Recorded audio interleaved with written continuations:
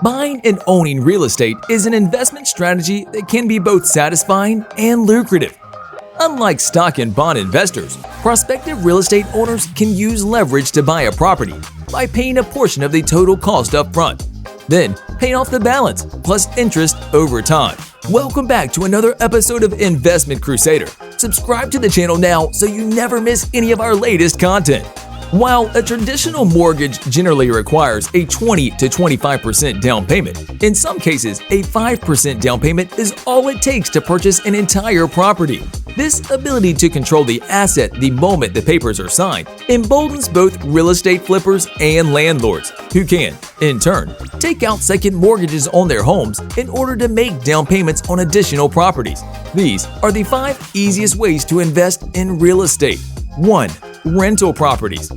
Owning rental properties can be a great opportunity for individuals with do-it-yourself, DIY, and renovation skills and have the patience to manage tenants. However, this strategy does require substantial capital to finance upfront maintenance costs and to cover vacant months.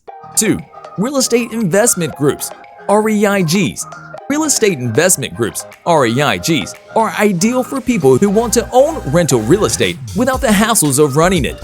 Investing in REIGs requires a capital cushion and access to financing. REIGs are like small mutual funds that invest in rental properties. In a typical real estate investment group, a company buys or builds a set of apartment blocks or condos, allows investors to purchase them through the company, thereby joining the group. A single investor can own one or multiple units of self-contained living space, but the company operating the investment group collectively manages all of the units, handling maintenance, advertising vacancies, and interviewing tenants. In exchange for conducting these management tasks, the company takes a percentage of the monthly rent. A standard real estate investment group lease is in the investor's name, and all of the units pull a portion of the rent to guard against occasional vacancies. To this end, you'll receive some income even if your unit is empty. As long as the vacancy rate for the pulled units doesn't spike too high, there should be enough to cover costs. 3. House flipping.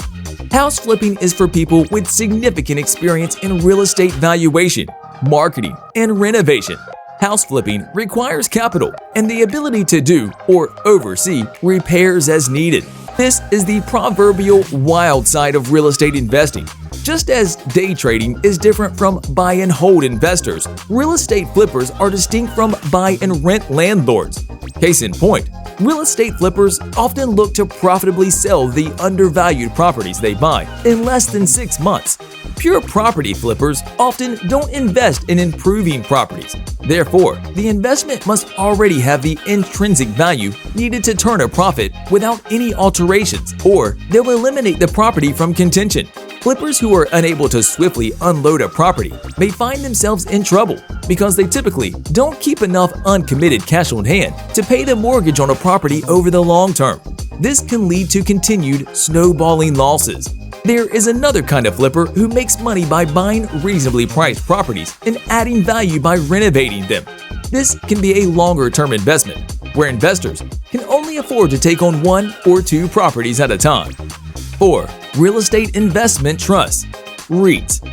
A real estate investment trust, REIT, is best for investors who want portfolio exposure to real estate without a traditional real estate transaction. A REIT is created when a corporation or a trust uses investors' money to purchase and operate income properties. REITs are bought and sold on the major exchanges like any other stock. A corporation must pay out 90% of its taxable profits in the form of dividends in order to maintain its REIT status. By doing this, REITs avoid paying corporate income taxes, whereas a regular company would be taxed on its profits and then have to decide whether or not to distribute its after-tax profits as dividends. Like regular dividend-paying stocks, REITs are a solid investment for stock market investors who desire regular income. In comparison to the aforementioned types of real estate investment, REITs afford investors entry into non-residential investments, such as malls or office buildings, that are generally not feasible for individual investors to purchase directly. More important, REITs are highly liquid because they are exchange traded. In other words, you won't need a realtor or a title transfer to help you cash out your investment. In practice, REITs are a more formalized version of a real estate investment group. Finally, when looking at REITs, Investors should distinguish between equity REITs that own buildings and mortgage REITs that provide financing for real estate and dabble in mortgage-backed securities (MBS). Both offer exposure to real estate, but the nature of the exposure is different. An equity REIT is more traditional in that it represents ownership in real estate, whereas the mortgage REITs focus on the income from mortgage financing of real estate. 5. Online real estate platforms. Real estate investing platforms are for those that want to join others in investing in a bigger commercial or residential deal. The investment is done via online real estate platforms, also known as real estate crowdfunding. It still requires investing capital, although less than what's required to purchase properties outright. Online platforms connect investors who are looking to finance projects with real estate developers. In some cases, you can diversify your investments with not much money. Pros: can invest in single projects or portfolio of projects. Geographic diversification. Cons: tends to be illiquid with lockup periods. Management fees. The bottom line: whether real estate investors use their properties to generate rental income or to bide their time until the perfect selling opportunity arises, it's possible to build out a robust investment program by paying a relatively small part of a property's total value up front. And as with any investment, there is profit and potential within real estate, whether the overall market is up or down. And with that, we've reached the end of this episode all about the easiest ways to invest in real estate. Is investing something you've been researching to get into?